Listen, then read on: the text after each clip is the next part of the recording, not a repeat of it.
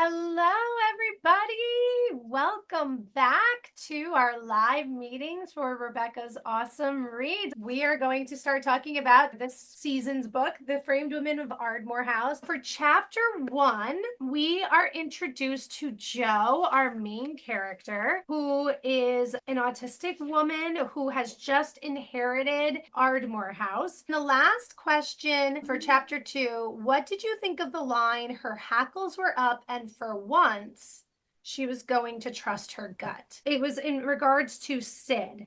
She said there was something boyish about him. Yes, possibly even disarming. At least 2 women must have found it charming, and this phone caller might be a third, but it wasn't working on Jo. Her hackles were up, and for once she was going to trust her guts. So for me, that little clause, "and for once she was going to trust her gut," that really like hit me. It made me take pause, like, ooh, okay, well, what does that mean?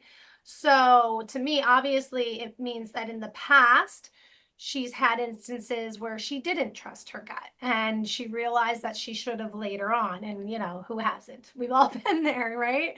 But yeah, so that sentence just kind of stuck out to me. I think it's a common experience for women, but also for autistic women as well, almost like a lifetime of being gaslit. Like, no, you're not feeling that way. That's just you're just getting carried away with yourself. Like, you're just being paranoid.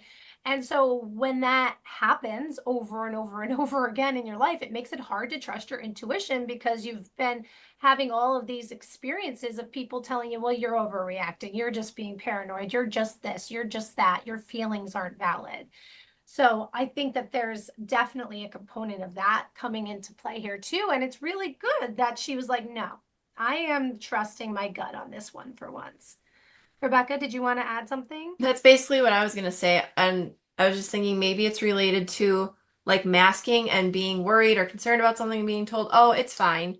And it's not necessarily somebody like intentionally evilly gaslighting her. It could just be somebody not understanding her and be like, oh, it's fine, because if that happened to me, I would be fine. So because it's happening to you, you should be fine. When like her body's telling her, no, we're not fine in this right now. And so just wondering if it's related to masking and how people around her treated her feelings about things. Yeah, yeah. Or I think too, what you were saying, like misinterpreting the autistic experience. In my latest YouTube video, I was talking about the importance of like taking baby steps and managing expectations when you're trying to get your child to like make progress with specifically daily living skills. And I made the comparison for your child, let's say toothbrushing is like really a challenge.